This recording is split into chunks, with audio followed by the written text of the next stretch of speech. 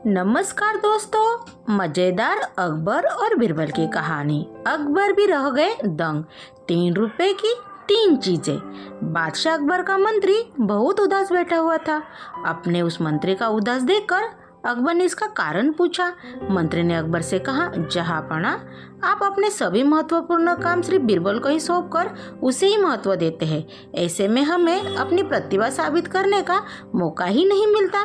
मंत्री की इस बात को सुनकर अकबर ने उसे 3 रुपए देते हुए कहा कि बाजार जाकर इन 3 रुपए से 3 चीजों की खरीदारी करना और बराबर बराबर खर्च करना, यानी हर एक चीज पर 1 रुपया ही होनी चाहिए। साथ ही अकबर ने मंत्री के सामने एक शर्त भी रखी। अकबर ने कहा, तुम जो पहली चीज खरीदोगे वो यहाँ की होनी चाहिए, दूसरी चीज वहाँ की होनी चाहिए और तीसरी चीज खरीद कर या ना यहाँ की होनी चाहिए ना वहाँ की होनी चाहिए। इसके बाद अकबर से पैसे लेकर मंत्री बाजार की ओर निकल पड़ा, लेकिन उसकी समझ में नहीं आ रहा था कि वो क्या और कैसे खरीदे।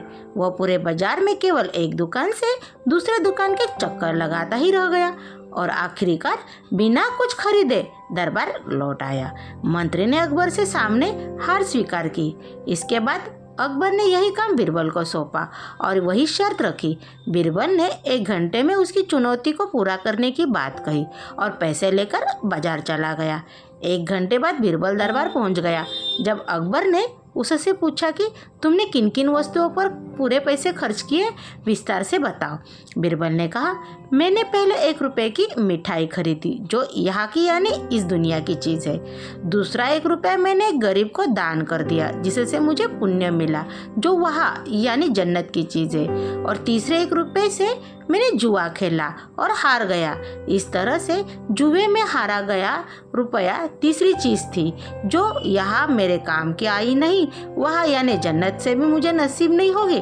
बीरबल की इस बुद्धिमानी और चतुराई को देखकर अकबर के साथ ही दरबार के सभी मंत्री भी दंग रह गए और सभी ने बीरबल की बुद्धि का होलोहाना मान लिया। Thank you. Please like, share and subscribe.